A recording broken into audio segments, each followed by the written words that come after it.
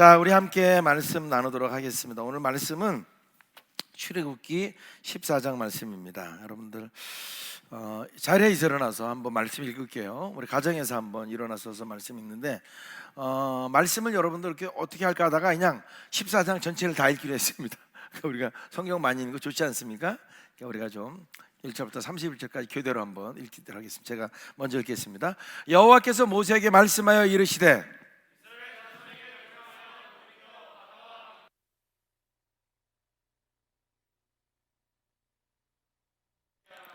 바로가 이스라엘 자손에 대하여 말하기를 그들이 그 땅에서 멀리 떠나 광야에 갇힌 바 되었다 하리라.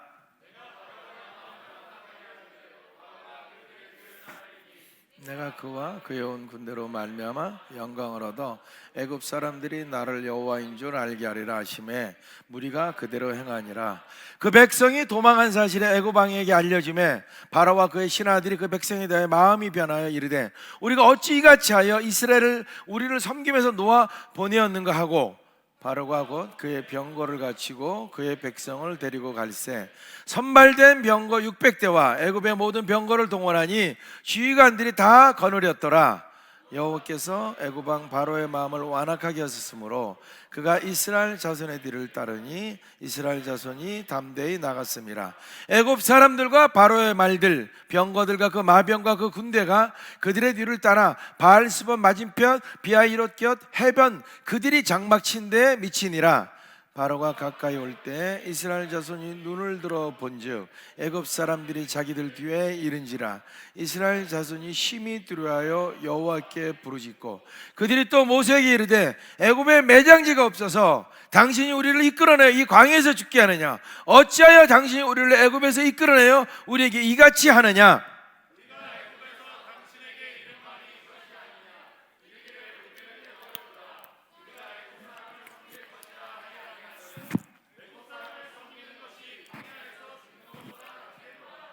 모세가 백성에게 이르되 너희는 두려워하지 말고 가만히 서서 여호와께서 오늘 너희를 위하여 행하시는 구원을 보라. 너희가 오늘 본 애굽 사람을 영원히 다시 보지 아니하리라.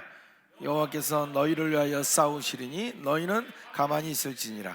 여호와께서 모세에게 이르시되 너는 어찌하여 내게 부르짖느냐? 이스라엘 자손에게 명령하여 앞으로 나가게 하고 지팡이를 들고 손을 바다 위로 내밀어 그것이 갈라지게 하라. 이스라엘 자손이 바다 가운데서 마른 땅으로 행하리라. 내가 애굽 사람들의 마음을 완악하게 할 것인즉 그들이 그 뒤를 따라 들어갈 것이라. 내가 바로와 그의 모든 군대와 그의 병과 마병으로 말미암아 영광을 얻으리니 내가 바로와 그의 병과 마병으로 말미암아 영광을 얻을 때야 애굽 사람들이 나를 여호와인 줄 알리라 하시더니 이스라엘 진 앞에 가던 하나님의 사자가 그들의 뒤로 옮겨가매 구름 기둥도 앞에서 그 뒤로 옮겨 애굽진과 이스라엘진 사이에 이르러 서니 저쪽에는 구름과 흑암이 있고 이쪽에는 밤이 있으므로 밤새도록 저쪽이 이쪽에 가까이 못하였더라. 모세가 바다 위로 손을 내밀어 여호와께서 큰 동풍이 밤새도록 바닷물을 물러가게 하시니 물이 갈라져 바다가 마른 땅이 된지라. 이스라엘 자손이 바다 가운데를 육지로 걸어가고 물은 그들의 좌우에 벽이 되니 애굽 사람들과 바로의 말들 병거들과 그 마병들이 다 그들의 뒤를 추격하여 바다 가운데로 들어오는지라. 새벽에 여호와께서 불과 기름 가운데서 애굽 군대를 보시고 애굽 군대를 어지럽게 하시며 그들의 병거 바퀴를 벗겨서 달리기가 어렵게 하시니 애굽 사람들이 이르되 이스라엘 앞에서 우리가 도망하자. 여호와가 그들을 위하여 싸워 애굽 사람을 치는도다.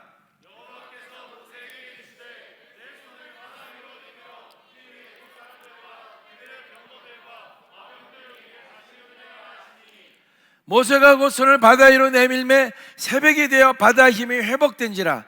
애굽 사람들이 물을 거슬러 도망하나 여호와께서 애굽 사람들을 바다 가운데 엎으시니 물이 다시 흘러 병거들과 기병들을 덮되 그들이 뒤를 따라 바다에 들어간 바라의 군대를 더 덮으니 하나도 남지 아니하였더라.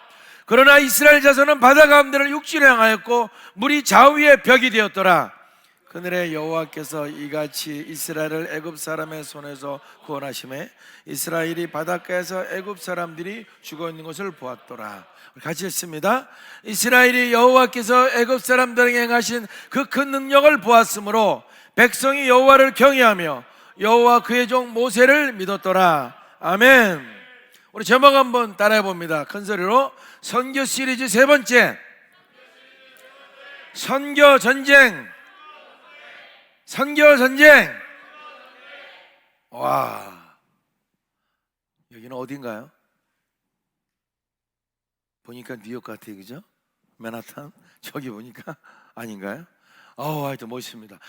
여러분, 선교 시리즈 계속해서 우리가 하고 있고요. 오늘은 이제 선교 전쟁인데 첫 번째입니다. 선교 전쟁이 다음 주까지 두 번에 가서 하는데 오늘 첫 번째입니다. 자, 자리에 앉으면서 여러분 옆 사람이 있다면 하나님께서 오늘 당신에게 은혜를 주십니다 하고 인사해 주시기 바랍니다. 감사합니다. 와, 화면 보니까 여러분들 이 전쟁이라는 느낌이 확 오게 만들어놨네요, 그죠? 자, 여러분들 아까도 말한 것처럼 코로나 시대 무엇보다도 우리에게 강력한 믿음이 요구되는 시기라고 믿습니다. 아멘. 그 어느 때보다도 여러분 앞으로 가면 갈수록 우리의 믿음이 연약함은 참 견디기가 어려울 것입니다. 그래서 주님은 이런 코로나 바이러스라는 사태를 통해서 우리에게 또 말씀하는 것이 있지 않습니까? 또 각자에게 말씀하시고 우리 교회에도, 한국 교회에도 이 땅에 하나님 나라를 만들어가는 모든 사람에게 하나님 주시는 메시지가 있을 줄로 믿습니다. 그 가운데 우리는 하여튼 하나님 주신 것들을 우리 교회 나름대로 우리가 취하고, 개인적으로 취하고, 무엇보다도 공통적인 것은 우리 믿음을 더 굳건히 해서 근신하고 깨어 있어야 우리가 이 마지막 나라의 싸움에서 승리할 줄로 믿습니다. 오늘도 여러분 그런 시간이 되기를 예수님의 이름으로 축원드립니다. 여러분, 오늘 읽은 내용은 잘하는 내용입니다. 그래서 원래 영상을 준비했다가 안 틀었어요. 왜냐하면 너무나 뻔하게 하는 내용이니까. 이 땅에는 어느 정도의 나이가 든 사람 치고 이 출애굽에 홍해가 갈라지는 이 영화를 안 본 사람은 거의 없을 것 같아요. 뭐 믿던 안 믿던 여러분 잘하는 내용입니다. 애굽에서 430년 동안 있다가 이제 해방돼서 나오는 출애굽, 애굽을 탈출하는 그 내용. 모세를 불러서 떨기나무 앞에서 불러서 나와서 이제 재앙, 10가지 재앙이 있고 마지막 이 장자, 처음 난 것이 죽는 이 재앙을 통해서 출애굽이 뭐가 되는가? 시작이 되는 거죠.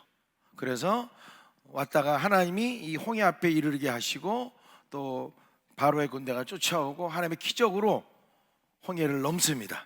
넘음으로 뭐가 되는 겁니까? 출애굽이 완성되는 것이죠. 그래서 이제 하나님이 예비하신 가나안 땅을 향해서 광야의 길을 걸어가게 됩니다. 그런 내용입니다.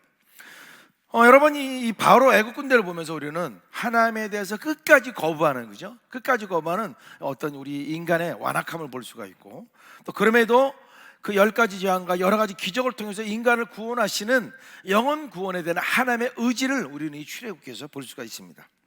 오늘 여러분과 함께 나누고 싶은 내용은 선교 시리즈 우리가 세 번째인데 오늘은 선교 전쟁입니다. 한번 따라 봅니다. 선교 전쟁. 아주 쉬운 말로 선교는, 영혼 구원은 아주 치열한 전쟁입니다. 그냥 되는 게 아니라는 거예요. 엄청난 대가를 치러야 되는 전쟁이라는 것입니다. 이 전쟁에는 크게 두 가지 전쟁이 있습니다. 교회 안에서 벌어지는 전쟁이 있고 교회 바깥에서 벌어지는 전쟁이 있습니다. 크게 두 가지 전쟁이 있다는 것이죠. 그래서 두 가지 전쟁이 있는데 오늘은 여러분과 함께 이 교회와 세상과의 전쟁, 교회 바깥에서 일어나는 전쟁에 대해서 얘기를 나누고, 다음 주에는 교회 안에서 이 선교, 영혼구원을 놓고 어떤 전쟁이 벌어지는지 한번 나눠보고자 합니다. 여러분, 성경에 나오는 우리가 읽은 이 출애굽은 한 부분을 읽어봤는데, 출애굽기는 영혼구원을 향한 거대한 스토리입니다. 그 안에. 그래서 출애굽은 구원을 향한 거대한 여정이죠. 그래서 출애굽 군데군데 구원에 관한 메시지가 들어있습니다. 따라서 선교는 전쟁이기 때문에 출애굽기 곳곳에 치열한 영적 전쟁이 들어있습니다. 오늘 제가 여러분과 함께 이 출애굽을 얘기하는 것은 이 구원론에 대해서 논하자는 게 아닙니다. 예를 들면 여러분들 예정론이 있고 만인구원론도 있고 칼빈주의, 알미니안주의 이런 거를 신학적으로 논하자는 게 아니라 이 구원 사건, 눈으로 보이지 않지만 치열하게 전개되는 영적 전쟁이 있다는 것이고, 그 영적 전쟁에 대해서 한번 나눠보기를 원하는 것입니다. 자, 그러면 출애굽기를 우리가 영혼 구원의 관점에서 바라보면 몇 가지 중요한 우리가 포인트를 짚고 넘어가야 됩니다. 첫 번째가, 애굽은 뭘 의미합니까? 영적으로 바로 이 세상을 의미합니다. 그 가운데 바로는 누구를 의미합니까? 이 사탄 마귀를 의미하게 됩니다. 여러분, 그 당시 애굽은 세상의 중심지였습니다. 막강한 세력, 세상의 지배자였죠. 지배자인 국가였습니다. 따라서 그 세상의 왕인 바로는 영적으로 사탄 마귀를 비유하게 됩니다. 자, 거기서 이 애굽 세상에서 탈출하는 이 출애굽은 구원을 의미하는 것이죠. 그래서 출애굽기 20장 2절에 보면 나는 너를 애굽 땅 종 되었던 집에서 인도해낸 너의 하나님 야훼니라, 이런 말이 나옵니다. 그래서 애굽, 세상의 종, 노예로 살던, 고통받던 곳에서 해방되는 것이 바로 출애굽이라는 것이죠. 그러니까 사탄의 노예로 살다가 우리가 구원받는 것, 이게 바로 출애굽입니다. 그러니까 따라서 출애굽은 전체가 구원을 의미하는 것입니다. 그렇기 때문에 당연히 모세는 누구를 예표할 수가 있습니까? 예수 그리스도를 예표합니다. 여러분, 모세는 예수님과 똑같이 선지자였고 왕이고 제사장입니다. 그리고 모세 출생을 보면 예수님이 출생할 때와 비슷하게 어린 시절에 죽음의 위기를 경험하죠. 그런 비슷한 것에서 모세는 구약에 아주 강력하게 예수님을 예표하는 인물이 바로 모세입니다. 또 여러분 잘 아는 것처럼 이 출애굽이 시작되는 마지막 6월절, 어린 양의 피를 문인방 좌우설주에 발랐을 때 이 재앙이 넘어가는 바로 이 6월절에 어린 양이 누구를 의미합니까? 바로 예수님을 의미하지 않습니까? 그래서 우리 출애굽기 12장 13절 말씀 한번 띄워봐 주시면 한번 읽습니다. 시작. 내가 애굽 땅을 칠 때 그 피가 너희가 사는 집에 있어서 너희를 위하여 표적이 될지라. 내가 피를 볼 때 너희를 넘어가려니 재앙이 너희에게 내려 멸하지 아니하리라. 아멘. 그래서 그 어린 양의 피가 발라져 있을 때 재앙이 넘어갔다는 것입니다. 그래서 10번째 재앙이 애굽 땅에 있는 모든 처음 난 것은 사람이든 가축이든 다 죽게 되는데, 그때 어린 양의 피를 바른 그 집만 있는 것들만 살아날 수가 있었던 것이죠. 재앙으로부터 6월 넘어갈 수 있었다는 것입니다. 그래서 그 어린 양을 잡았던, 사람 수대로 잡아서 죽여서 피를 발랐던 그 어린 양을 누구라고 우리가 얘기합니까? 바로 예수님을 말하죠. 그래서 이사야서도 보면 나오고 요한복음 1장 29절 말씀에도 보면 한번 읽습니다. 시작. 이튿날 요한이 예수께서 자기에게 나오심을 보고 이르되 보라, 세상 죄를 지고 가는 하나님의 어린 양이로다, 이렇게 말합니다. 세례 요한이 예수님 볼 때 뭐라 말해요? 세상 죄를 지고 가는 하나님의 어린 양이다, 이렇게 말을 합니다. 그래서 출애굽의 2월절은 예수님의 어린 양을 나타내고, 그 다음에 홍해를 건넌다는 것은 뭡니까 여러분들? 영적으로 구원의 세례를 의미합니다. 구원의 세례를. 고린도서 10장에 보면, 자, 형제들아 나는 너희가 알지 못하기를 원하지, 그러니까 알기를 원한다는 겁니다. 우리 조상들이 다 구름 아래 있고 바다 가운데로 지나며 모세에게 속하여 다 구름과 바다에서 침례를 받고, 그리고 이제 신령한 음식, 만나 메추라기를 먹지 않습니까? 하나님 보내주신 신령한 음식을 먹고 다 같이 신령한 음료를 마셨으니 반석을 쳐서 물이 나왔잖아요, 그죠? 그런 물을 마시면서 그들을 따르는 신령한 반석부터 마셨음에 그 반석은 곧 그리스도시라. 그래서 사도 바울이 뭐라고 표현합니까? 사도 바울이 구약에 있었던 출애굽의 이 모든 것들을, 홍해를 건너서 나오는 이런 모든 것들을 구원받는 자, 바로 구원의 세례를 의미하고 있습니다. 그래서 출애굽, 이 홍해를 건넌 것은 뭡니까? 출애굽 여정의 완성이 되는 거죠. 그리고 이제 그 다음부터 광야로 들어가게 되면 하나님의 예비하신 땅을 향해서 나가는 것이죠. 광야에서 물론 여러분은 40년 동안 지내지 않습니까? 이 광야 생활은 우리가 다음 주에 우리가 한번 나눠보겠지만, 이 광야는 결국 뭡니까? 구원받은 하나님의 백성들이 이 땅 가운데서 살아가는 것들을 의미합니다. 신앙생활, 성화의 과정을 걸어가는 것이죠. 그러면서 여러분도 우리가 이제 결국은 가나안 땅, 예비한 가나안 땅, 요단강을 건너서 들어가지 않습니까? 그래서 여러분도 우리가 보통 이 장례를 치를 때 보면 천국 간 사람들을 요단강 건너서 맞으리 뭐 이런 찬양도 하잖아요, 그죠? 그런 구원의 완성 의미합니다. 그래서 여간에 이 출애굽은 구원에 관한 거대한 스토리고, 이 안에 나와 있고, 우리가 그 구원을 향해서 광야는 두렵고 떨림으로 구원을 이뤄가는 우리의 성화, 우리의 신앙생활, 이 땅에서 신앙생활을 의미하게 됩니다. 자, 결론적으로 여러분 지금 제가 뭘 얘기하고 있습니까? 출애굽은 거대한 구원의 스토리입니다. 거대한 구원의 스토리이기 때문에 그 안에 반드시 뭐가 있습니까? 치열한 영적 전쟁이 감춰져 있어요. 10가지 재앙 여러분 아시지 않습니까? 구원의 과정에서 끝까지 사탄은 방해를 합니다. 피, 개구리, 이, 파리, 악질, 독종, 우박, 메뚜기, 흑암 9가지.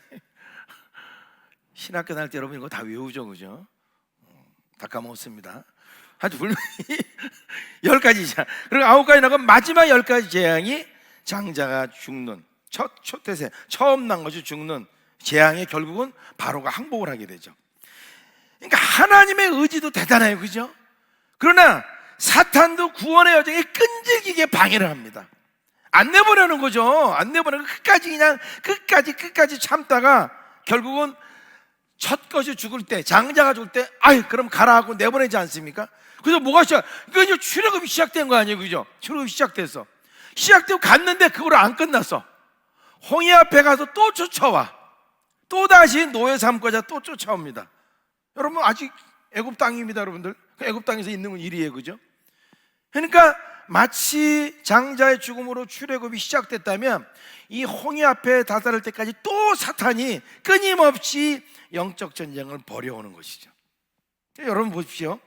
마치 수많은 영적 전쟁 가운데 10번째 재앙인 장자의 죽음, 여기에 유월절 어린 양 예수님의 피로 말미암아서 우리가 구원을 출애굽이 시작되어서 마지막 이 가로막힌 홍해 앞에서 홍해를 누가 갈랐습니까? 하나님이 갈라주지 않습니까? 그래서 성령으로 말미암아 우리가 구원을 받는 그런 여정을 보여주는 것이 바로 출애굽기라고 할 수가 있습니다. 자, 그래서 오늘 날도 교회와 세상 간에 영혼 구원을 향한 강력한 전쟁이 벌어진다는 것입니다. 여러분, 교회는 그리스도의 몸이고 하나님이 이끄십니다. 교회는 하나님이 만드셨고 그리스도의 몸이에요. 한번 따라해요. 교회는 그리스도의 몸이다. 그래서 교회는 하나님이 통치하세요. 그리고 교회는 하나님 나라를 확장해 나갑니다. 교회 이꼴 하나님 나라, 맞는 부분도 있지만 그렇지 않은 부분도 있습니다. 여간의 교회는 하나님 나라를 확장해 나가는 거예요. 교회는 영원하진 않아요. 그러나 하나님 나라는 영원합니다. 그러면 반대로 세상은 뭡니까? 세상은 사탄이 권세를 잡고 지배하고 있어요. 여러분, 세상, 우리가 있던 세상, 우리가 좀 지금 살고 있고 하나님 나라를 계속 확장해 나갈 세상이 어떤 세상입니까?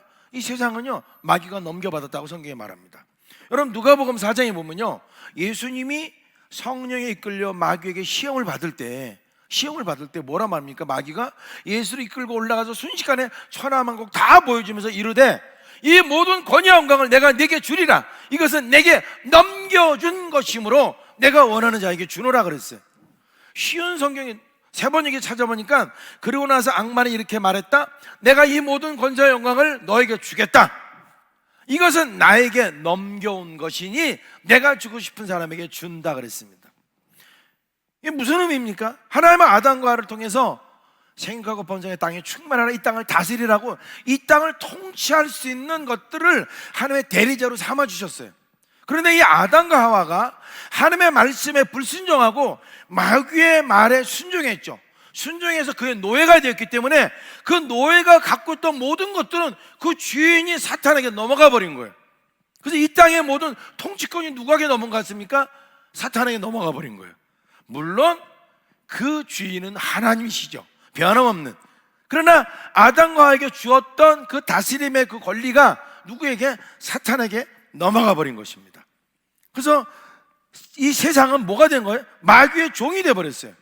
그리고 세상은 사탄이 권세를 잡고 있습니다. 이 권세, 여러분 권세가 무엇인지 아시죠? 권세는 여러분들 쉽게 얘기하면 교통경찰이 차가 달릴 때 손짓해서 쓰라르면 우리는 다 씁니다. 이게 뭡니까? 교통경찰에 힘이 있어서 도망가면 어떻게 되잖아요. 그 안에 그 제복에 담긴 권세가 있는, 주어진 권세가 있는 거예요. 나라라는 권력으로부터 주어진 권세가 거기에 있다는 것이죠. 이 마귀는 바로 이 권세, 이 세상의 권세를 갖고 있어요. 그래서 에베소 2장 2절에 보면 이렇게 말합니다. 그때 너희는 그 가운데서 행하여 이 세상 풍조를 따르고 공중의 권세 잡은 자를 따랐으니 곧 지금 불순종의 아들들 가운데서 역사하는 영이라. 지금 역사하는 영이라는 거예요. 세상 속의 역사는 영, 그 영이 뭐라고요? 공중의 권세 잡았다라고 말합니다. 그 여러분 이 말이 뭐라고 말해요?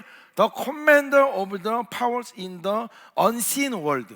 보이지 않는 세계에 이 파워의 사령관이라는 겁니다. 보이지 않는 세계, 이 영적인 세계에서 바로 사탄이 사령관처럼 있다는 것이에요. 그래서 여러분 이 공중권세라는 말을 말하면 좀 이게 원래는 왜 이런 개념이냐면 히브리인에게는요, 히브리인에게 3층천 개념이 그런 뭐 층이 1층, 2층, 3층, 4층, 5층 이런 개념이 있습니다. 그러다 보니까 이 공중이라는 것은 하늘과 땅 사이의 중간 계층, 거기를 의미하는 표현입니다. 이걸 우리가 좀 쉽게 우리가 이해하기 편하게 말한다면 믿지 않는 사람들의 의식세계를 잡고 있다는 것입니다. 그게 바로 이 공중권세를 잡고 있다고 우리가 해석하면 됩니다. 그러니까 결국 세상에 믿지 않는 사람들의 이 의식세계는 누가? 마귀가 잡고 있다는 거예요. 결국 그래서 이 세상은 마귀가 잡고 있기 때문에 멸망으로 영혼들을 이끕니다. 그래서 요한복음 10장 10절에 정확하게 예수님이 말씀하지 않습니까? 도둑이 오는 것은 도적질하고 죽이고 멸망시키는 것뿐이요, 내가 온 것은 양으로 생명을 얻고 하고 더 풍성히 얻게 하는 것이다. 자, 이렇기 때문에 이 교회와 세상은 너무나 한결같게 다른 거예요. 교회는 하나님이 만드시고 하나님의 통치가 있고 하나님 나라를 확장해 가는 곳이라면, 세상에 마귀가 지배하고 있고 마귀가 영혼들을 멸망으로 이끄는 곳이기 때문에 이 영혼 구원이 일어나는 엄청난 전쟁이 교회와 세상 간에 벌어질 수밖에 없다는 것입니다. 따라서 영혼 구원은 심각한 영적 전쟁입니다. 여러분, 구원에는 어떤 의미가 담아 있습니까? 구원은 어둠의 나라에서 빛의 나라로 옮겨가는 것입니다. 고린도서 1장 보니까 한번 읽습니다. 시작.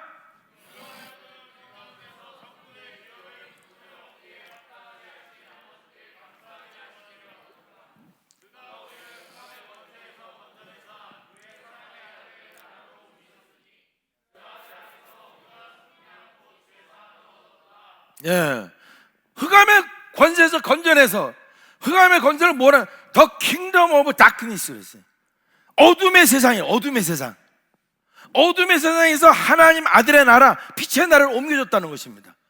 그러니까 여러분, 구원이라는 것은 어둠의 나라에서 빛의 나라를 옮겨주는 거예요. 그냥 간단한 게 아니라는 것입니다. 어마어마한 영적인 지각 변동이 개인에게 일어나는 것입니다. 또 구원은 뭡니까? 사탄의 노예에서 하나님의 자녀가 되는 것이에요. 로마서 8장에 보면 너희는 다시 무수하는 종의 영을 받지 아니하고 양자 영을 받았으면 우리가 아빠 아버지라고 부르짖느니라. 이제 종이 아니라는 겁니다. 하나님을 아빠 아버지하고 부를 수 있는 것이 바로 구원이라는 거예요. 또 구원은 죄의 종에서 의의 종이 되는 것입니다. 로마서 6장 말씀 한번 읽어봅니다. 시작. 하나님께 감사하리로다. 너희가 본래 죄의 종이었더니 너희에게 전하여 준 바 교훈의 본을 마음으로 순종하여 의의 종이 되었느니라. 죄에서 해방되어서 죄의 종이 아니라 의의 종이 된 것이 바로 구원입니다. 여러분, 구원은 대단한 것입니다. 여러분, 말씀을 정리해 볼까요? 교회는 하나님이 창조하셨고 교회는 하나님 나라가 통치하고 하나님 나라를 확장해 나가는 게 교회라면, 세상은 마귀가 공중권세를 잡고 있고 세상 사람들의 의식구조를 꽉 잡고 있고 결국은 영혼을 멸망시키는 것이 바로 세상이라는 것입니다. 하나님 말씀에 순종하는 것이 아니라 하나님의 말씀을 거역하는 것이 바로 세상이에요. 그 가운데서 구원이라는 것은 이 세상의 어둠의 나라에서 빛의 나라로 옮겨가는 것입니다. 옮겨가기 때문에 마귀는, 사탄 마귀는 절대 영혼이 구원받는 것을 기뻐하지 않고 절대 영혼이 구원받는 것을 그냥 가만히 놔두지를 않는다는 것입니다. 여러분, 이거는 눈에 보이지 않는 거예요. 여러분, 우리는 눈에 보이는 것만 갖고 싸우는 게 아니에요. 어찌 보면 우리의 싸움은 눈에 보이지 않는 것을 가지고 싸우는 것이라고 사도 바울은 말하고 있어요. 에베소 6장 한번 띄워봐 주시고요. 한번 읽습니다. 시작.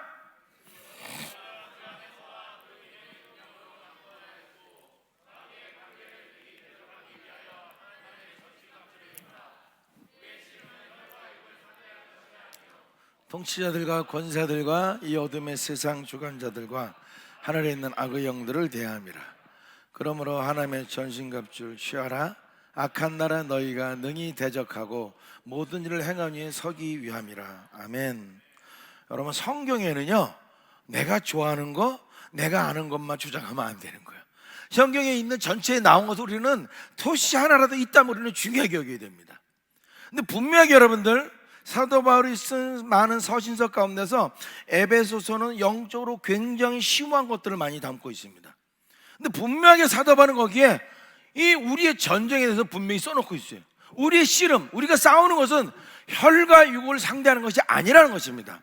보이는 사람하고 싸우는 게 아니라는 거예요. 내가 보이는 사람하고 싸우는 게 아니라 그 뒤에 역사하는 영하고 싸워야 된다는 것입니다. 그래서 그거를 피오나그를 통치자, 권세, 어둠의 세상 주관자, 하늘에 있는 악의 영, 이 네 가지를 우리가 무슨 어떻게 정확하게 구분할 수는 없습니다. 그러나 여간에 중요한 거는 우리가 싸우는 것은 보이는 육과 싸우는 것이 아니라는 거예요. 크리스찬이 싸우는 것은 보이지 않는 영적인 세계와 싸워야 되는 것이 저와 여러분이 해야 될 일이라는 것입니다.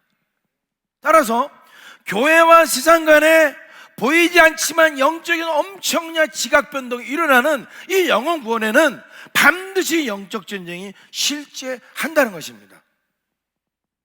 동의하시는 분은 아멘 하시기 바랍니다. 따라서 우리가 선교 시즌에 여러 가지 선교를 행할 때 반드시 기억하고 있어야 될 것은, 내가 영혼 구원을 할 때, 영혼 구원을 행해서 바깥으로 나갈 때 반드시 영적 전쟁이 수반될 수 있음을 우리는 알고 기억하고 있어야 된다는 것입니다.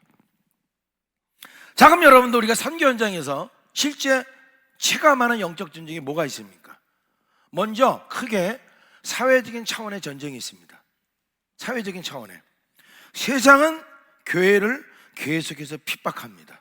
한번 따라합니다. 세상은 계속해서 교회를 핍박한다.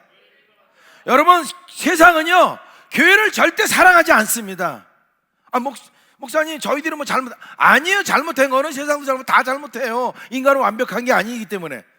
그런데 유독 교회가 잘못된 것은 계속해서 핍박합니다.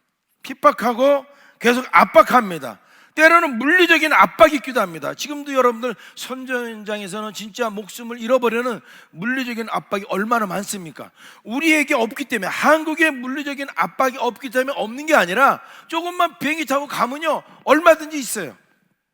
목숨한테도 여러분들 어느 나라가 말하면 뭐하지만 거기서도 왔으면 좋겠다 계속 저한테 하여튼 끈질기게 얘기를 합니다. 그러면서 저한테 하는 얘기가 무슨 지리를 피해 다녀야 된다.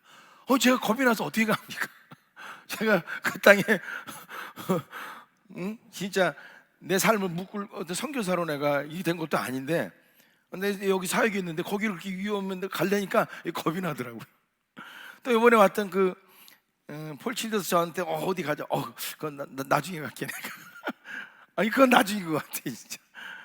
그러니까 지금도 여러분, 우리가 비행기 타고 가면요 실제로 목숨이 위태로운 데가 상당히 많습니다. 여러분들, 크리스찬이기 때문에 핍박을 받는 것이 너무너무 많아요. 자, 세상은 교회를 계속해서 핍박하고 이 사회적인 차원의 전쟁이 이루어지는 것입니다. 그리고 세상은 계속해서 교회를 부정적인 집단으로 만들어버립니다. 부정적인 것들을 확대 재생산한다는 거죠. 제가 가끔 인터넷 뉴스를 보면서 교회 부정적인 얘기가 나오면 봅니다. 어디서 많이 본 것 같아요? 보면요, 이게 지금 벌어진 일이 아니야. 6개월 전에 벌어진 일인데 3개월 전에 벌어진 일인데 또다시 나옵니다. 그러니까 마치 주기적으로 정기적으로 그걸 내보내는 것 같아요. 물론 새로운 일도 있지만 옛날에 나온 일을 또 주기적으로 반복적으로 누가? 언론이 의도해서 나오기도 한다는 것입니다. 그래서 마치 뭐라고? 또 온라인을 통해서 계속해서 부정적인 이미지를 연출시키는 거죠. 그래서 교회는 마치 이기적인 이 괴물들이 모여 사는 곳 같은 느낌. 모르는 사람들, 교회를 한 번도 안 와본 사람들, 이런 사람 느낄 때는 그 뉴스만 본다면 진짜 그런 무서운 사람들이 모여 사는 곳 같은 느낌을 받게 만든다는 것이죠. 여러분, 우리가 한번 이걸 생각해 볼 수가 있어요. 여러분, 이 히틀러가 600만의 유대인들을 죽였다고 말하지 않습니까? 엄청나게 많은 숫자를 죽인 거죠. 여러분, 이게 600만 명이나 죽이는 게 쉽지가 않습니다, 여러분. 그렇죠? 한 민족을, 그렇게 큰 민족도 아닌데 한 민족을 600만 명씩이나 그 짧은 기간 동안에 죽일 수 있다는 것은 보통 일사불란하게 하지 않으면 이게 될 수가 없습니다. 근데 그 가운데 하나, 여러분들, 그렇게 죽일 수 있었던 요인 중에 한 가지가 뭐냐면 쇠뇌를 시킨 겁니다. 누구를? 나치 군인들도 쇠뇌시키고 유대인들도 쇠뇌시킨 거예요. 자, 수용소에 유대인들을 가다 놓고 화장실을 제대로 만들어주지 않습니다. 아예 화장실을 못 가게 만듭니다. 그러면 자, 수용소에서 다닥다닥 붙어 사는데 거기서 화장실을 못 가니까 점점 지저분하게 되는 거 아닙니까? 마치 뭐 돼지우리처럼 되는 거죠. 그 몸에 오물도 묻게 되는 것이고, 이런 삶이 계속 지난되다 보니까 깔끔했던 사람도 깔끔한 걸 포기하게 되고, 이 나치 군인들이 볼 때, 유대인들을 보니까 이놈들 진짜 내가 들은 것처럼 개 돼지 같네. 유대인들도 스스로 보기에도 그렇게 느껴질 수 있다는 것이죠. 그래서 나치 군인들이 유대인들을 죽일 때 죄의식이 없어지는 거예요. 내가 인간을 죽이는 것이 아니라 마치 개, 돼지처럼 이 땅에서 사라져야 될 것들을 나는 죽인다라는, 마치 정당화시키는, 유대인들도 내가 이런 인생 이런 식으로 느끼게끔 만들어준다는 거죠. 쇠뇌죠. 마치 교회는 세상은 교회를 굉장히 부정적인 집단화 시키는 것들을 하고 있다는 거예요. 실제로 하고 있습니다. 또한 세상은 계속해서 교회를 유혹해서 넘어뜨리려고 합니다. 여러분, 교회는 유람선입니까? 전투함입니까? 우리가 보통 뭐라고 말하죠? 교회는 전투함입니다. 전쟁을 벌여야 돼요. 영적 전쟁을 벌여야 되는 전투함이 바로 교회입니다. 근데 교회를 뭐처럼 만드는 거예요? 유람선처럼 만들어 놓는 거예요. 그래서 어떻게 그냥 편하게 대충 신앙생활하고 구원은 받아도 삶은 세상 사람처럼 똑같이 그냥 누리고, 기도해서 좀 축복 좀 많이 누리면서 허허허 하면서 그냥 살아가는 거지 뭐. 이렇게 만들어 간다는 거예요. 영어한 거는 그런 그 전대 은사인 사람만 하고, 이런 식으로 목사님이나 하는 거, 전사님이나 하는 거고, 나는 그냥 이렇게 좀 헌금 좀 하고, 마치 예수님의 보혈을 흘려서 우리를 값주고 사셨는데, 그런 우리가 살아가는 것은 마치 그런 아무것도 없는 것처럼 그냥 허허실실하게 이 땅에서 살아가게끔 만든다는 것이죠. 어떻게 해서? 유혹을 해서 계속해서 전투함이 아니라 유람선처럼 만들어버리는 겁니다.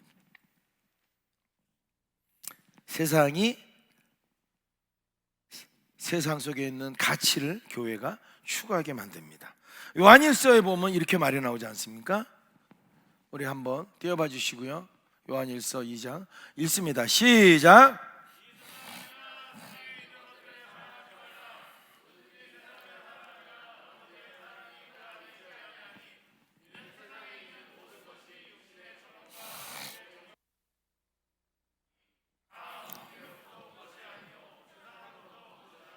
뭐라 말해요? 세상에 있는 것들 사랑하지 말라는 거예요.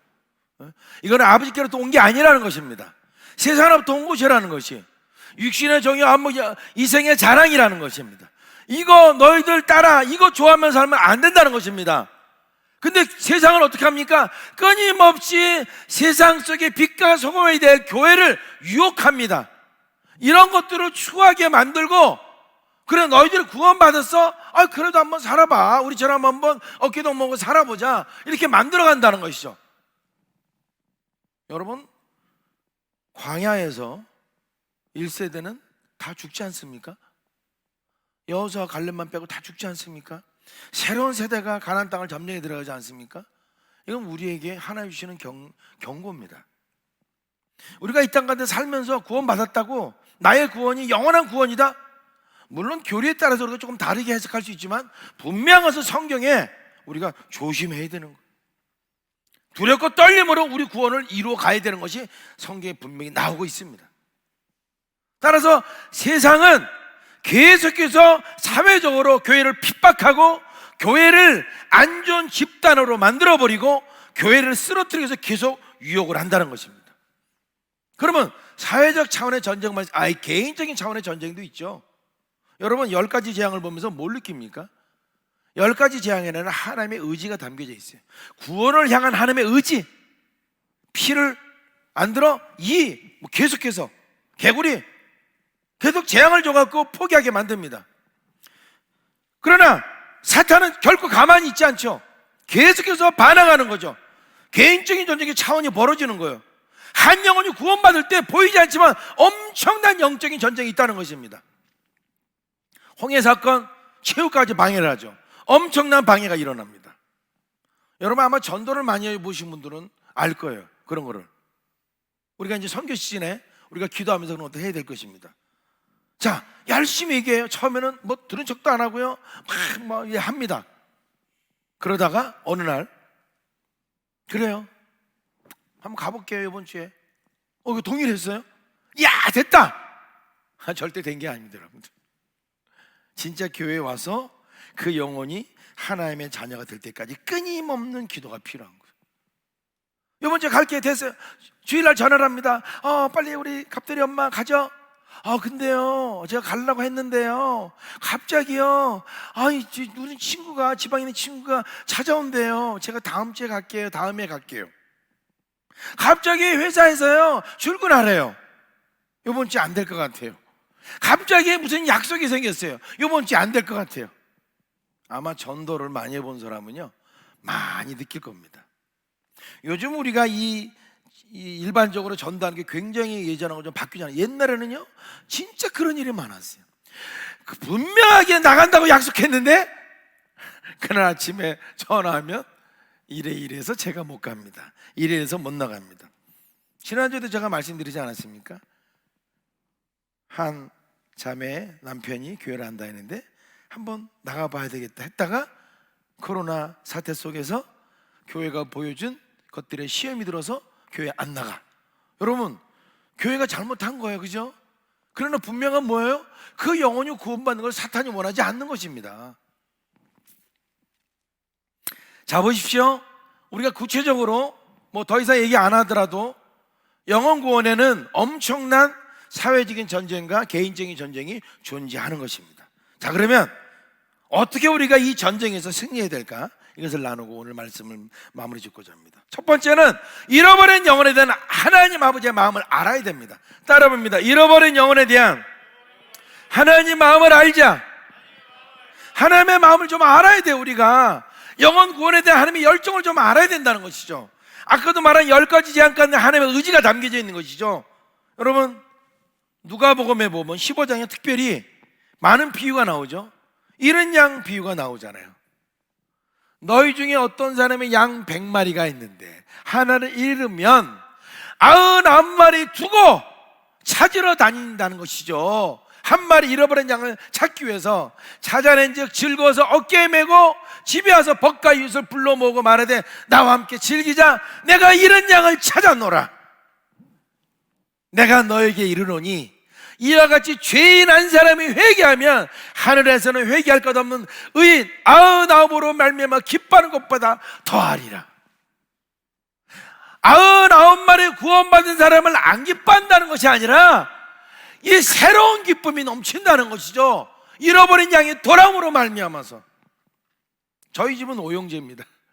저도 어렸을 때 이 말씀 묵상할 때마다 항상 생각이 나요. 동생이 저하고 4살 터울인데 동생을 한번 잊어버린 경험이 나요. 제가 난리가 났습니다. 난리가. 집안 절체가요 이제 깜깜할 때쯤 돼서 찾긴 찾았어요. 혼자 돌아다닌 거예요. 그러니까 아마 그때 제 기억으로는 밑에 바지도 안 입고 윗도리만 입고 그땐 그러고 많이 다녔거든요. 그리고 돌아다니다가 어디 이제 혼자 돌아다니다가 뭐 걸어다니니까 어디를 잃어버린 거죠. 지금처럼 무슨 목걸이를 찬 것도 아니고 그런 거 전혀 없었거든요. 그런데 그때 아마 파출소에서 찾았나 누가 데려다 줬나 찾았어요. 야, 그때요 집안이 왈칵 뒤집어졌어요. 진짜 동생 찾으러 다닌다고. 찾았을 때 기쁨은요 나머지 사형제보다도 이 한 동생을 찾은 게 너무나 기쁨이 충만한 거죠. 하나님은 한 영혼 죄인 한 명이 구원받았을 때 이렇게 기뻐한다는 겁니다. 여러분 그런 말 하잖아요. 한 영혼이 주님께 돌아오면 천국에서는 잔치가 벌어진다고. 또 여러분, 돌아온 탕자 비유도 나오지 않습니까? 누가복음 15장에 한번 띄워봐 주세요. 여러분 알잖아요, 그죠? 탕자가 둘째 아들이 말했어요. 아버지 있는 재산 나한테 줄 거 있죠? 그거 좀 미리 좀 땡겨주세요. 아버지가 땡겨줬어요. 근데 그거 가지고 나가갖고 다 써버리고 낭비해버리고 먹을 게 없이 됐어요. 그래갖고 돼지 먹는 쥐엄 열매로 배를 채우고 자요. 너무 배가 고프니까 돼지 먹는 쥐엄 열매 가지고. 근데 그것도 주는 자가 없어. 스스로 돌이켜 내 아버지는 양식이 풍족한데 나는 굶어 죽는구나. 이제 내가 죄를 졌는데 아버지의 아들이라 일컬음을 감당도 못하겠다. 여러분 그렇지 않아요? 재산 미리 달려갖고 나가서 다 써버리고 이제 죽을 것 같으니까 이제 집으로 돌아가는 거예요. 돌아가는데 아버지의 아들이라 내가 일컬음을 받지도 못하겠다는 거예요. 너무 창피해서. 그래도 내가 쥐엄 열매라도 가서 품꾼으로서 먹어야 되겠다. 그러고 돌아가지 않습니까? 중요합니다, 여러분. 20절에 보세요. 이에 일어나서 아버지께로 돌아가니라. 아직도 거리가 먼데 아버지가 그를 보고 치근히 여겨 달려가 목을 안고 입을 맞췄다 그래요. 여러분, 여기 아버지의 마음이 나와 있지 않아요, 그죠? 아버지는 아마 매일매일 집 밖에 나가 있었나 봐. 언제나 우리 아들이 돌아올 거 매일매일 나가 있다 보니까 그 아들이 언제 돌아올 때 아직도 거리가 먼데 아버지는 알아본 거예요. 행색은 초라하고 바뀌었지만 오랜만에 돌아오지만 저거 집 나간 내 아들이구나. 그리고 거리가 먼데 보이지도 않는데 그 아들이 돌아오는 날 그거에 맞춰서 나간 게 아니라 늘 아버지는 나와 있던 거예요. 아버지의 마음은 집에 있는 큰아들이 아니라 집 나간 둘째 아들에게 늘 마음이 가 있었던 거예요. 그 아들을 향해서 기다리고 있었던 거예요. 그렇기 때문에 아직도 멀리 오는데 그 아들을 마음을 알 수가 있었어요. 여러분 이게 참 부모는 그죠? 이 부모가 돼봐야 이 부모님의 마음을 안다고 말하잖아요. 저는 그런 생각 많이 해봤어요. 결혼해서 자녀를 낳아봤을 때 물론 안 그래도 뭐 있지만 그때 비로소 부모의 마음을 알게 되고 그때 비로소 하나님 아버지의 마음을 조금이라도 더 알게 되지 않을까, 그런 생각을 해봐요. 여러분 목회자에게도 그런 것들이 있습니다. 여러분 아마 못 느낄 거예요. 목회자가 돼봐야 또 느끼는 거니까. 이 성도들 때문에 때로는 가슴 앓이를 해요. 물론 여러분은 성도들 걱정이 다 목회자의 걱정이죠. 그걸 안고 사는 거죠. 때로는 까먹기도 하지만 뭐 때문에 내가 눌리나, 걔가 지금 힘든 것 때문에 눌리는구나. 어제 제가 한 자매가 약간 좀 어려움이 있었는데 우연히 만나서 얘기했는데 그 어려움이 굉장히 좋은 쪽으로 해석이 되더라고요. 보니까 실제로 그런 일이 벌어진 거예요. 그걸 보면서 야, 역시 하나님은 멋지게 합력한 선을 이루시는 하나님이시구나. 너무나 감사하다. 이렇게 하려고 하나님 하셨구나. 그러면 같이 기뻐했죠. 근데 그것들이 저한테 요 근래 또 제 마음을 좀 누르고 있었어요. 한쪽에서는 그 일이. 그러니까 이게 목회자는 여러분들 이게 가슴앓이를 하게 돼요. 성도들 때문에. 그러면서 느끼는 게 하나님의 마음은 어떨까? 과연 우리를 향한 아버지 하나님의 마음은 어떨까라는 것들을 그냥 느끼게 된다는 것이죠. 바로 돌아온 탕자를 향한 이 아버지의 마음 가운데 나와 있습니다. 그래서 예수님은 승천하시기 전에 제자들에게 온 천하에 다니며 만민에게 복음을 전파하라 이렇게 말하시고 승천하신 거예요. 그 40일 동안 짧은 기간 동안에 있지만 제자들과 이 육신적으로 함께 할 수 있는 시간이 언제 끝나가는데 가장 마지막에 준 말이 너희는 온 천하에 다니며 만민에게 복음을 전파하라. 그리고 성경 보면요 이 말을 마치시고 승천하셨어요. 결국 우리가 이 영적 존재에서 승리하기 위해서는 잃어버린 영혼에 대한 하나님 아버지의 마음을 우리가 좀 더 알아야 됩니다. 그런 여러분 되시길 예수님 이름으로 축원드립니다. 두 번째는 뭡니까? 하나님이 영원 구원하신 하나님인데 행하심을 알고 의지해야 되는 거예요. 자, 따라합니다. 하나님의 행하심을 알고 의지하자. 자, 출애굽기 3장 보면 출애굽의 전체 시작이 나옵니다. 이제 모세를 불러서 나오는 것 아닙니까? 모세를 불러놓고 지금 하나님 하시는 말씀이에요. 야훼께서 이르시되 내가 애굽에 있는 내 백성의 고통 봤다. 불이 좀 들었다. 8절 노란 글씨 내가 내려가서 뭐라 했어요? 내가 내려간다는 거예요. 인간적으로 표현해 준 겁니다. 그들을 건져내고 쭉 보세요. 10절. 이제 내가 너를 바로에게 보낸다. 여러분, 이걸 보면 뭘 느낍니까? 아까 들은 10가지 재앙, 이 홍해 보면요, 홍해 쪽으로 몰아간 사람이 누구예요? 하나님이 몰아가신 거예요. 하나님이 10가지 재앙까지 바로가 견딘 게 뭔지 아십니까? 하나님이 바로를 강팍하게 하신 거예요. 홍해 앞에 다다랐을 때 쫓아오게 만든 분이 누구세요? 하나님이세요. 바로를 강팍하게 해서 쫓아오게 한 것도 하나님이 쫓아오게 하신 겁니다. 모세를 보낼 때 출애굽의 모든 것들을 보면 내가 내려간다고 말하고 내가 너를 바로에게 보낸다고 말해요. 여러분, 우리가 뭘 느낄 수가 있습니까? 출애굽은 거대한 구원의 여정이라면 이 거대한 구원의 여정 안에 누가 계시는 거예요? 하나님이 계신 겁니다. 하나님이 주인공이시고 하나님이 영혼 구원을 계획하시고 하나님이 실행하시고 하나님이 영혼을 구원하시는 것이에요. 동의하시면 아멘 하시기 바랍니다. 모세를 보내지만 모세를 보낸 분은 하나님이세요. 저와 여러분들을 선교 현장으로 보내신다면 내 의지로 가는 것이 아니라 우리를 보내시는 분은 바로 하나님이시라는 겁니다. 내가 누구를 만나요? 요번 주에도 보니까 계속해서 도시락 배달을 했어요. 어려운 사람한테도 도시락 배달했습니다. 그 도시락 배달하고 오늘도 배달하고 왔대요. 아까 배달할 때마다 뭐합니까? 우리가 가지만 하나님이 보내시는 거예요. 왜? 우리는 심고 또 때로는 누가 물을 주고 구원케 하시는 분은 하나님이시죠. 자라나게 해서 결국은 출애굽이 거대한 구원의 여정이라면 그 모든 것을 계획한 분은 하나님이시고 그 모든 것들을 안에서 행하시는 분도 하나님이시고 완성시키는 분도 하나님이라는 사실입니다. 따라서 저와 여러분들이 이 선교의 영혼구원의 거대한 영적 전쟁에서 기억해야 될 것은 하나님이 어떤 마음을 갖고 있는지를 기억하고 그 안에서 하나님이 어떤 역할을 하시는지를 우리는 기억해야 되는 거예요. 결국 뭡니까? 따라봅니다. 영혼구원의 전쟁의 승리는 하나님께 있다. 구원은 인간의 역사가 아니에요. 그러니까 여러분들, 구원은 하나님의 역사입니다. 고린도전서 12장 3절 말씀에 뭐라면 그러므로 내가 너에게 알리노니 하나님의 영으로 말하는 자는 누구든지 예수를 저주할 자라 하니 아니하고 성령으로 아니하고 누구든지 예수를 주시라 할 수 없느니라 그랬어요. 하나님의 영으로 말하는 자는 예수를 저주할 수가 없다는 것입니다. 하나님의 영이 들어있는 성령으로 인침받은 구원받은 자는 예수를 구원자라고 말하지 저주할 자라고 말하지 않는다는 것입니다. 이 저주할 자가 뭡니까? 십자가의 죽음이 뭡니까? 저주받은 자들의 죽음을 말합니다. 따라서 믿지 않는 자들은 예수는 저주받은 자라고 말하지만 하나님의 영으로 인침받고 구원받은 자들은 예수님을 저주할 자라고 말하지 않고 메시아, 구세주로 얘기할 수가 있다는 것이죠. 그래서 성령으로 하냐고 누군지 예수를 주라 할 수 없는 거예요. 결국 영적 전쟁의 구원은 내 지혜, 내 능력에 있는 것이 아니라 하나님의 역사입니다. 따라서 선교 현장에서 200%, 300% 하나님을 의지해야 돼요. 도시락을 배달합니다. 하나님, 그 영혼이 구원받기를 원합니다. 들고 가는 거예요.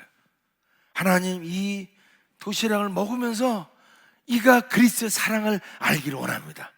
주면서 예수님이 주시는 거하고 줄 수는 없다 할지라도 내 마음 가운데 그런 마음을 가지고 준다면, 하나님의 때가 되었다면 분명하게 그 영혼은 구원받을 줄로 믿습니다. 따라서 영혼구원의 전쟁, 이의 승리는 결국 영혼이 구원받는 것은 우리에게 달려있는 것이 아니라, 우리의 지혜가 아니라 하나님께 달려있음을 알아야 되는 거예요. 그럼 저와 여러분은 뭐합니까? 하나님의 도구죠. 그러니까 우리는 뭐가 돼야 돼요? 최선을 다해서 하나님의 좋은 도구가 돼야 되는 거예요. 디모데후서에 보면 사도 바울이 디모데에게 뭐라고 얘기합니까? 자, 하나님과 살아있는 자와 죽은 자를 심판 그리스도 예수 앞에서 그가 나니까 엄히 명하노니 너는 말씀을 전파하라.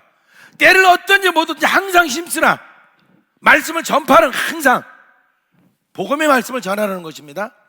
때가 이르러니 사람이 바른 교훈을 받지 아니하고 귀가 가려서 자기의 사역을 따를 스승을 많이 두고 복음 안 듣는다는 거죠. 그 길을 진리에서도 이렇게 허탄한 얘기를 따르리라. 안 듣지 않습니까? 그러나 그런 상황이 올지라도 너는 모든 일에 신중하여 고난을 받으며 전도자의 일을 하며 내 직무를 다하라. 여러분, 디모데에게만 주는 말이 아니라 오늘날 사는 저와 여러분 모두에게 하나님이 주시는 말씀입니다. 우리는 영적 전쟁에, 이 구원의 영적 전쟁에 하나님의 계획하시고 하나님의 실행하시고 완성하시지만 하나님은 우리를 도구 삼으신다는 거예요. 우리를 동역자 삼으신다는 거예요. 따라서 우리의 전하는 이 미련한 것 같은 이 전도의 말씀을 가지고 하나님 영혼을 구원받기를 원하신다는 것입니다. 우리는 그래서 어떻게? 하나님의 동역자로, 도구로 잘 쓰임받도록 준비돼야 되는 거예요. 디모데후서 말씀 보면 또 나오지 않습니까? 한번 읽습니다. 시작.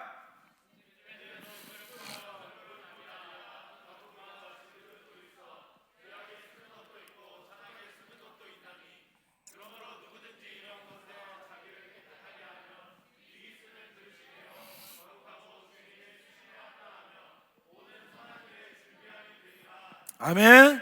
여러 가지 그릇이 있어요. 우리가 볼 때는 저거는 귀하게 쓰임받는 천왕이, 우리가 볼 때는 그럴 수도 있다는 것입니다. 근데 하나님은 그걸 말하는 게 아닙니다. 누구든지 자기를 깨끗하게 하면, 귀 쓰는 그릇이 되어 거룩하고 주인의 쓰임에 합당하며 모든 선한 일에 준비됨이 되리라 그랬어요. 따라서 여러분들, 저와 여러분들이 뭐가 되어야 됩니까? 영혼 구원은 하나님께 달려있는 거예요. 하나님의 계획하시고 하나님이 실행하시고 하나님이 완성하십니다. 그럼 우리는 뭘 해야 됩니까? 하나님의 쓰시기에 좋은 사람이 되어야 돼요. 따라합니다. 하나님이 쓰시기에 좋은 사람이 되자. 원망불평하면 하나님이 쓰시기에 좋은 사람은 안 되죠. 부정적인 사고로 가득 찬 사람은 하나님이 쓰시기에 좋은 사람은 아니죠. 긍정적으로 항상 감사하고 희망에 차있고 믿음을 가질 때 충성스러운 제자로 살아가기를 원할 때 그때 하나님의 쓰시기가 좋은 거죠. 어렵지 않습니다, 여러분들. 먼저 그 나라 의를 구한다. 하나님 쓰시기 좋은 거죠. 마지막으로 이 영혼권의 거대한 전쟁에서 우리가 어떻게 승리합니까? 우리는 이미 이긴 싸움을 싸운다는 사실을 알아야 돼요. 따라합니다. 이미 이긴 싸움을 우리는 싸운다. 요한복음 16장 33절에 말합니다. 이것을 너에게 이르는 것은 너희로 내 안에서 평안을 누리게 하려 함이라. 세상에서 너희가 환난을 당하나. 환난이 있다는 것입니다. 없지 않아요. 코로나 바이러스도 있고 다 있습니다. 있지만 담대하라. 따라합니다. 담대하라. 내가 세상을 이겼노라. 믿는 아멘. 예수님이 세상을 이겼어요. I have overcome the world. 나는 세상을 이겼다는 것입니다. 여러분들 고린도 15장에 또 뭐라고 말합니까? 부활장에 분명하게 나오잖아요. 사망은 너의 승리가 어딨냐? 사망은 내가 쏘는 것이 어딨냐? 사망을 최고의 무기를 삼는 사탄에게 말하는 겁니다. 우리 주 예수 그리스도로 말미암아 우리에게 승리를 주시는 하나님께 감사합니다. 그러므로 내 사랑하는 형제들아, 흔들리지 말고 항상 주의 일에 더욱 힘쓰는 자들이 되라. 너희 수고가 주 안에서 헛되지 않은 줄을 알미라. 여러분, 주 안에서 애를 쓰면요, 그 수고는 절대 헛되지 않습니다. 저는 청년 목회를 하면서 여러분들의 삶을 봅니다. 이 친구가 1세대인지 2세대인지 3세대인지 봅니다. 여러분, 그 안에서 아주 미묘하게 일어나는 차이를 여러분 저는 느낍니다. 부모가 많은 기도를 해줬던, 할아버지 할머니부터 많은 기도를 받았던 청년, 그렇지 못하고 이제 내가 예수 믿어갖고 엄마 아빠 다 안 믿고 내가 마치 전쟁하듯이 인생을 살아가는 청년, 그 안에서 보면서 야, 이런 차이가 있구나. 그래서 제가 느껴요. 또 여러분들이 하나님 앞에 드리고 헌신하면서 먼저 그날 의를 구할 때 하나님이 어떻게 갚아주시는지도 제가 느끼게 됩니다. 야, 진짜 주의 일에 힘쓰는 거는 절대 헛수고가 아니구나. 먼저 그날의 의를 구하면 하나님이 반드시 더해 주시는구나 라는 것들이 저는 진리라는 것을 분명히 알아요. 동의하시면 아멘 하시기 바랍니다. 맞습니다, 여러분들. 그래서 주님은 승리하셨고 우리는 그 승리한 싸움을 싸우는 거예요. 하나님은 반드시 하나님의 뜻을 이루십니다. 아멘. 하나님의 말씀하시니까 반드시 이루세요. 반드시 이루십니다. 그러나 기억하십시오. 아까 말하죠. 좋은 도구가 돼야 돼요. 우리는 뭐 해야 돼요? 좋은 도구로 준비되고 하나님 쓰실 때 어떻게 주님 손 잘 잡고 가야 되는 것이지, 손 잡고 손 놓으세요, 나 절로 갈래요, 내 맘대로 할래요, 이러면 안 되잖아요. 여러분들, 영혼 구원은 우리가 느끼기에 주님이 이루시지만 우리가 느끼기에, 도구된 우리가 느끼기에는 결코 쉬운 일이 아닙니다. 여러분, 출애굽을 이뤄가는 모세의 그 여정을 보면 여러분, 쉬운 일이었습니까? 결코 쉽지가 않았어요. 예? 모세는요, 하나님 앞에서 울었어요. 너무 힘드니까. 예? 진짜 너무 쉬운 게 아니라는 거죠. 하나님의 큰 계획 안에 있었지만 그 동역자로 살아가는 모세의 여정은요, 그렇게 만만한 여정이 아니었습니다. 우리는 최선을 다해야 됩니다. 영혼 구원을 위해서 기도하고 애써야 되는 거예요. 우리 김포유세다가 다음 세대를 맡고 그들을 구원하고 그들을 치유하기 위해서 지금 애쓰고 있는 것 아닙니까? 어제는 제가 지수랑 통화를 했어요. 카톡으로 주고받으면서 얘기하다가 지수가 이제 내년에는 차를 이제 너무 오래 타고 다니니까 리스로 한번 바꾸겠대요, 차를. 이제 미국엔 그렇지 않게 조금씩만 내면 쓸 수가 있잖아요, 그죠? 그래서 제가 그랬지. 지수야, 그러니? 그럼 너 갖고 있는 차 팔 거잖아, 그지? 팔면 얼마라도 받겠지. 그거 헌금해라. 캠프센터. 야, 우리 여기 실내 농구장을 만들어야 되는데 이게 370만 원 드는데 너 헌금해라, 너. 그냥 하면 좋겠고, 그죠? 목돈이 생기니까. 왜 그렇게까지 말했습니까? 만들어주고 싶은 거예요.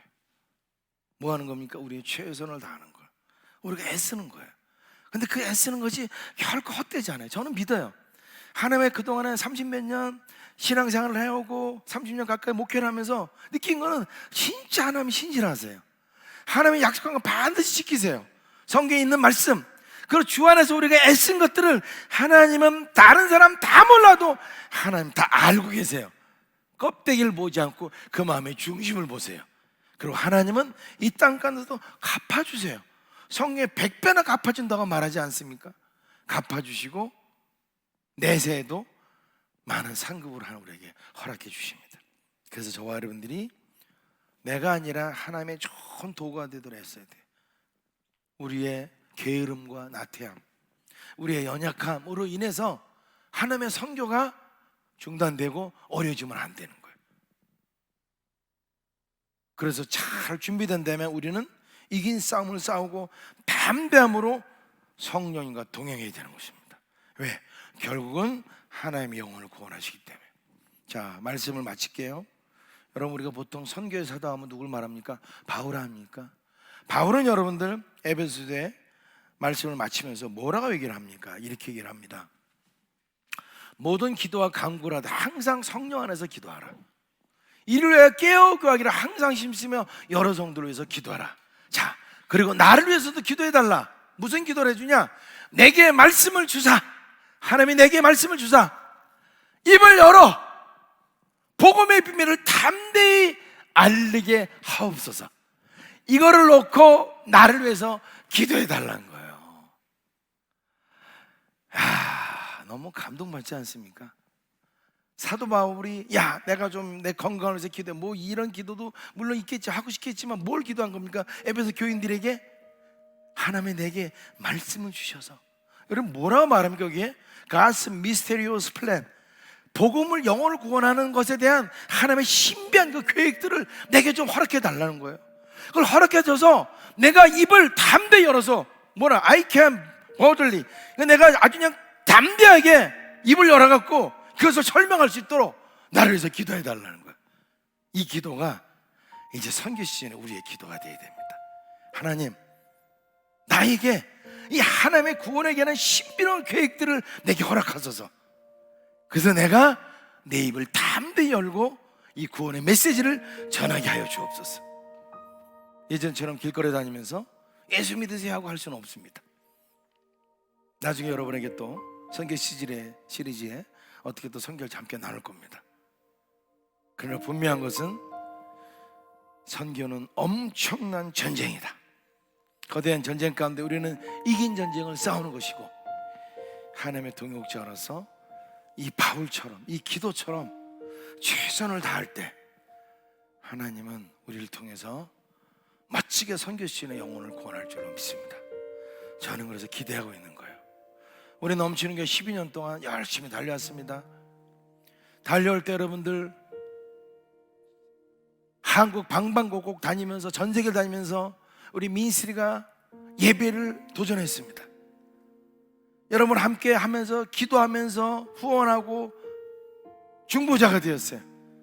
그렇다면 이제는 새로운 시즌의 선교 시즌에는 여러분이, 성도 여러분이 전부가 다 주인공이 되어야 되는 거예요.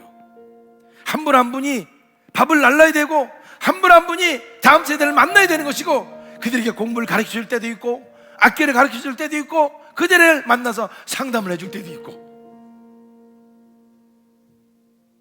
여러분 모두가, 우리 모두가 다 선교사가 되는 것입니다. 저는 그래서 반드시 골 때리는 교회 두 번째 책, 이 선교편을 하나님 쓰게 하시라고 저는 믿습니다.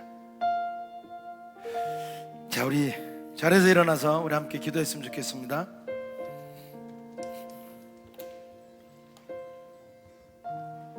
자, 우리 가정에서도